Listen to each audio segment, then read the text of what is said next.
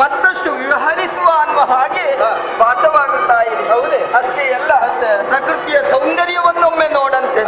ಮೇಲೆ ನೋಡಿದ್ರೆ ನೀಲ ಗಗನ, ಕೆಳಗೆ ನೋಡಿದ್ರೆ ಶಾಂತ ಭವನ, ಸುಪ್ರಸನ್ನ ವಾತಾವರಣ. ಹಾಗಾದ್ರೆ ಈ ವಾತಾವರಣದಲ್ಲಿ ವಿಹರಿಸಬೇಕೆನ್ನುವಂತ ಆಸೆ. ಅಷ್ಟೇ ಅಲ್ಲ, ಪ್ರಕೃತಿಯನ್ನು ನೋಡಿದಾಗ ಇನ್ನಷ್ಟು ವರ್ಣಿಸಬೇಕೆನ್ನುವಂತಹ ಬಯಕೆ.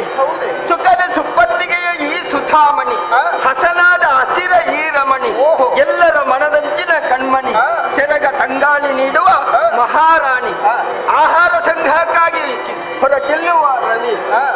ಹಾಗೆ ಪ್ರಸಿದ್ಧವಾದಂತಹ ಆ ರವಿಯ ಕಿರಣಗಳಿಂದ ನಮಗೆ ಆನಂದವಾಗುತ್ತಾ ಉಂಟು. ಹೌದು, ಅಷ್ಟೇ ಅಲ್ಲ, ಬಹಳಷ್ಟು ಸುತ್ತಾಡಿದೆವು ಅಲ್ವಾ?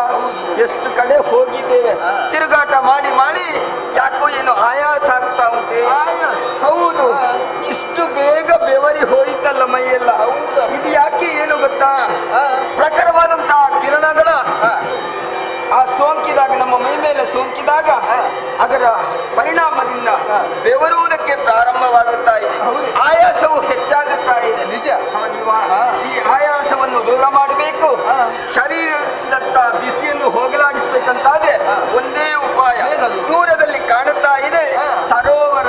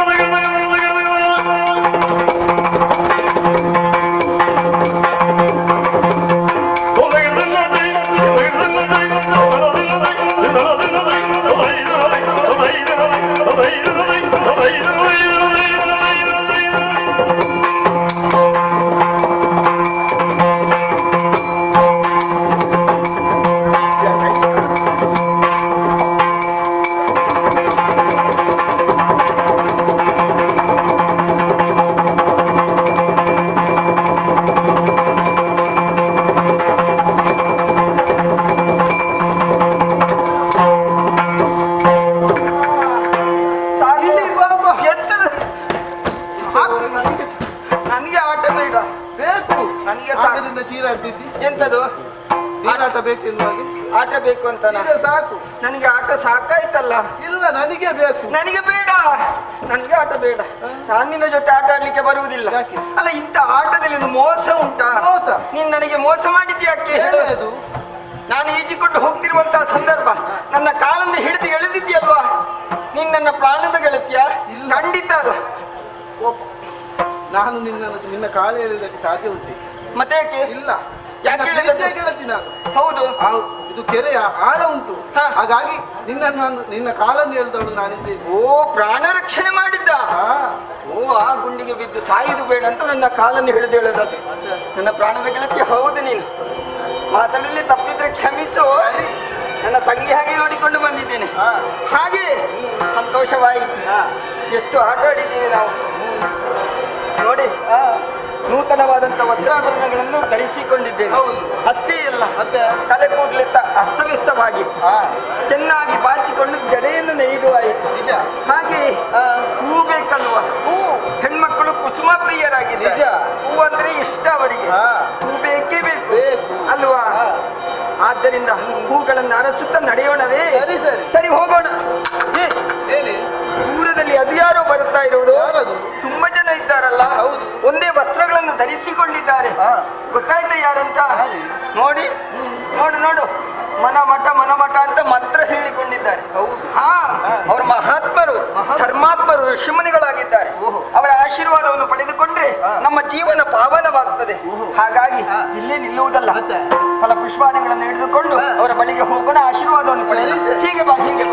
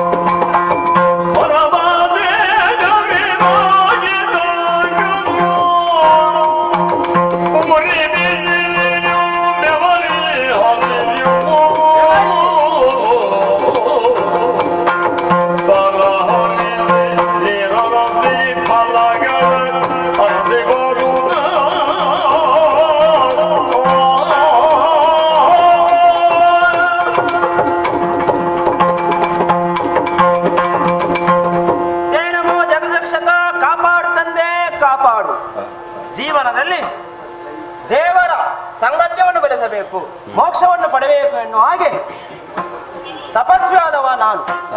ಸರ್ವೇ ಜನ ಸುಖಿನೋ ಭವಂತು ಎನ್ನುವ ಹಾಗೆ ಲೋಕದ ಹಿತಕ್ಕಾಗಿ ಸದಾಕಾಲ ತಪಸ್ಸನ್ನು ಮಾಡುವಂತಹ ಮೌಗ್ರ ಮುನಿ ನಾನು.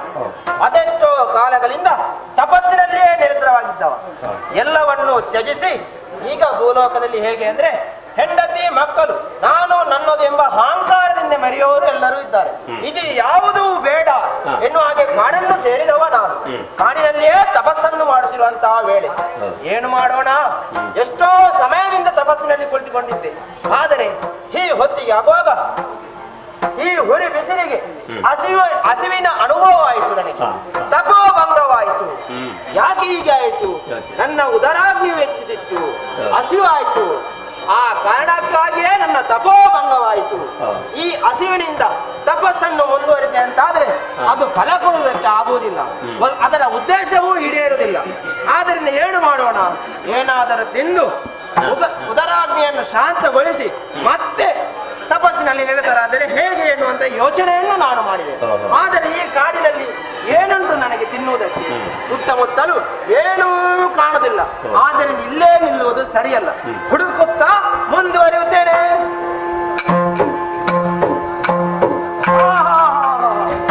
ಓ, ದೂರದಲ್ಲಿ ಏನು ಕಾಣಿಸ್ತಿರುವುದು? ಜಮ್ಮು ನೇರಳೆ ಹಣ್ಣು. ಅದು ಸ್ವಾಗತವನ್ನು ಮಾಡುತ್ತಿದೆ. ಬಾ, ನನ್ನನ್ನು ತಿನ್ನು ತಿನ್ನು ಎನ್ನುವ ಹಾಗೆ. ಹೇಗೂ ನನಗೂ ಹಸಿವಾಗಿದೆ, ಅದನ್ನೇ ಕೊಯ್ಯಲು ನಾನು ಮುಂದುವರಿಯುತ್ತೇನೆ.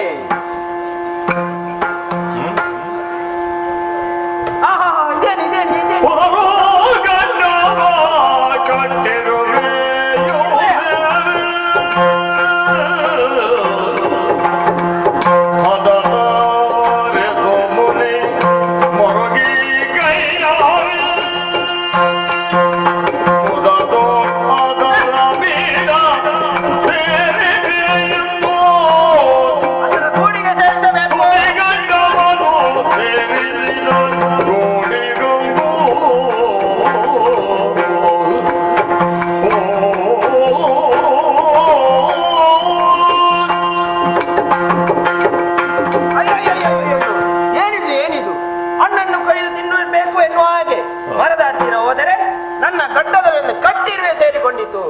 ಇದನ್ನು ಕೈಯಲ್ಲಿ ಸಿಕ್ಕುವುದೇ ಸರಿಯಾಗುವುದಿಲ್ಲ.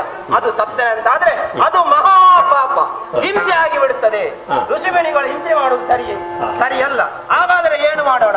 ಈ ಕಟ್ಟಿರುವೆಯನ್ನು ಮತ್ತೆ ಅದರ ಗೂಡಿಗೆ ಸೇರಿಸಬೇಕು. ಆದ್ದರಿಂದ ಆ ಗೂಡಿಗೆ ಈ ನನ್ನ ಗಡ್ಡವನ್ನು ತಾಗಿಸಿ ಇರುವೆಯನ್ನು ಸೇರಿಸುತ್ತೇನೆ.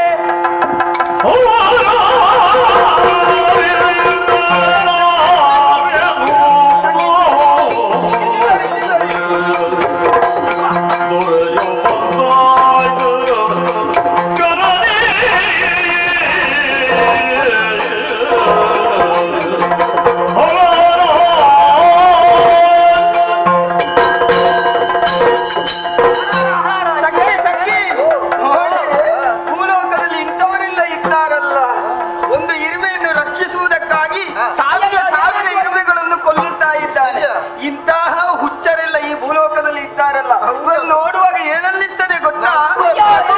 ನಗು ಬರ್ತದೆ. ನಗೆ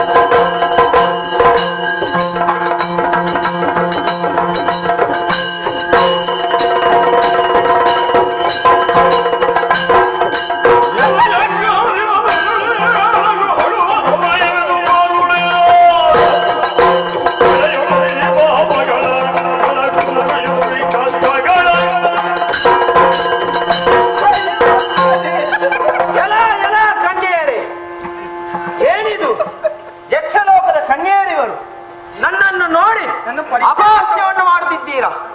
ನಿಮಗೆ ಮಾನವರ ಕಷ್ಟ ಏನು ಎಂಬುದು ಗೊತ್ತಿದೆಯಾ? ಯಾಕೆ ಗೊತ್ತಾಗುದಿಲ್ಲ? ನಿಮಗೆ ಮೇಲಿನ ಲೋಕದಲ್ಲಿ ಇದ್ದೇನೋ ಅಂತ ಅಹಂಕಾರ ನಮಗೆ ಬೇಕಾದಷ್ಟು.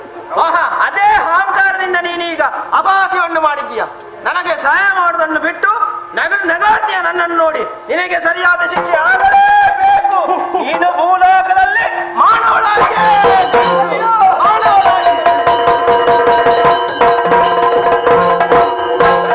ಶಾಂತರಾಗಬೇಕು ತಂದೆ, ಶಾಂತರಾಗಬೇಕು. ಯಕ್ಷಲೋಕದಲ್ಲಿ ಇದ್ದೆ ಎನ್ನುವಂತ ಅಹಂಕಾರದಿಂದ ನಿಮ್ಮನ್ನು ನಿಂದಿಸಿದವರಿದ್ದೇವೆ ತಂದೆ. ಹರಮುನಿದರ ಗುರು ಕಾಯುವ, ಗುರುಮುನಿದರ ಲೋಕದಲ್ಲಿ ಕಾಯುವವರು ಯಾರಿದ್ದಾರೆ ತಂದೆ?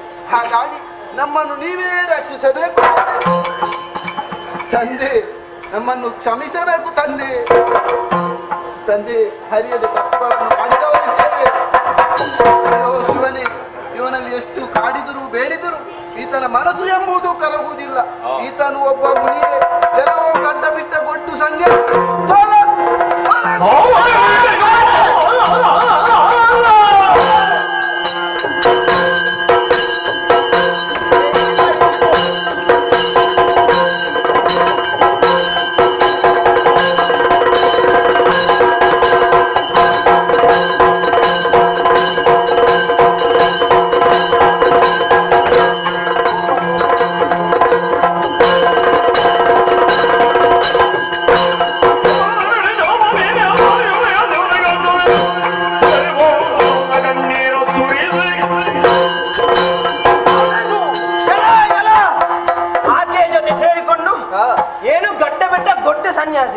ನನ್ನ ಸಾಮರ್ಥ್ಯ ಏನು ಎಂಬುದನ್ನು ನಿನಗೆ ಗೊತ್ತಿದೆಯಾ?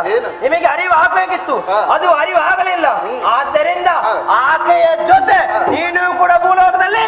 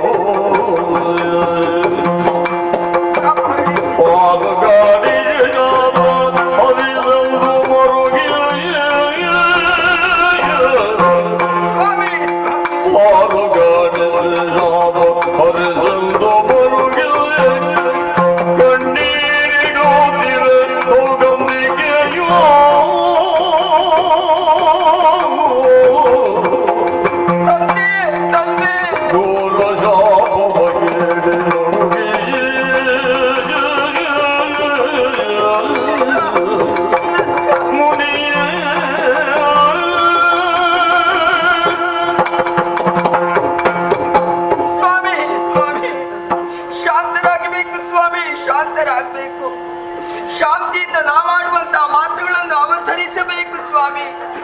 ಇದು ಮತ್ತೆ ಮತ್ತೆ ನಿಮ್ಮ ಪುಣ್ಯ ಪಾದಗಳಿಗೆ ಪುನಮಟ್ಟುತ್ತಾ ವಂದನೆಗಳನ್ನು ಸಲ್ಲಿಸ್ತಾ ಇದ್ದೇವೆ ತಂದೆ. ಲೋಕ ಸಮಸ್ತ ಸುಖಿನೋ ಭವಂತು, ಸರ್ವೇ ಜನ ಸುಖಿನೋ ಭವಂತು ಅನ್ನುವ ಹಾಗೆ ಲೋಕದ ಏಳಿಗೆಯನ್ನು ಬಯಸುವವರು ತಾವು. ಆದ್ರೆ ಯಾಕೋ ಏನೋ ಗೊತ್ತಿಲ್ಲ ಸ್ವಾಮಿ, ಭೂಲೋಕದ ಸೌಂದರ್ಯವನ್ನು ವೀಕ್ಷಿಸುವುದಕ್ಕಾಗಿ ಇಳಿದು ಬಂದವರು ನಾವು. ಹೀಗೆ ಮುಂದುವರಿಯುತ್ತಿರುವಂತಹ ಸಂದರ್ಭ ನಿಮ್ಮನ್ನು ನೋಡಿದೆವು. ಜಡಸ್ಪಡಿಸುತ್ತಿರುವಂತಹ ನಿಮ್ಮ ವರ್ತನೆಯನ್ನು ನೋಡಿ ನಮಗೆ ನಗು ಬಂದದ್ದು ಸತ್ಯ ಸ್ವಾಮಿ. ನಗು ಬಂದು ಹೋಯಿತು, ಯಾಕೋ ಏನು ಗೊತ್ತಿಲ್ಲ. ಅಂತೂ ನಮ್ಮನ್ನು ಕಂಡು ಘೋರವಾದಂತಹ ಶಾಪವನ್ನೇ ಕೊಟ್ಟಿದ್ದೀರಲ್ಲ. ಭೂಲೋಕದಲ್ಲಿ ಮಾನವರಾಗಿ ಹುಟ್ಟಿ ಅನ್ನುವ ಹಾಗೆ ಮಾನವರಂತೆ ನಾವು ಕಷ್ಟ ಬರಬೇಕೆ ತಂದೆ? ಖಂಡಿತ ಇಲ್ಲ. ನೀವು ಕೊಟ್ಟಂತಹ ಶಾಪಕ್ಕೆ ಪರಿಮಾರ್ಜನೆಯನ್ನು ಮಾಡಿ ನಮ್ಮನ್ನು ರಕ್ಷಿಸಿ ತಂದೆ, ರಕ್ಷಿಸಿ.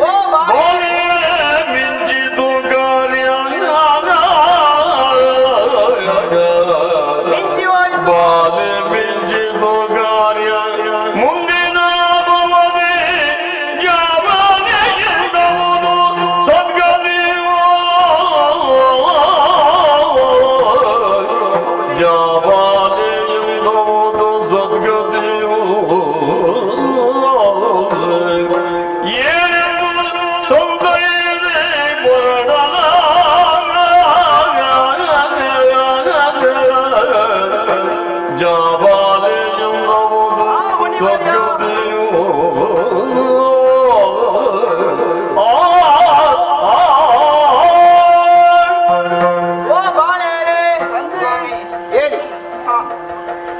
ಒಂದೊಮ್ಮೆಗೆ ನಿಮ್ಮ ವರ್ತನೆಯನ್ನು ಕಂಡು ನನಗೆ ಕೋಪ ಬಂದದ್ದು ಸಹಜ.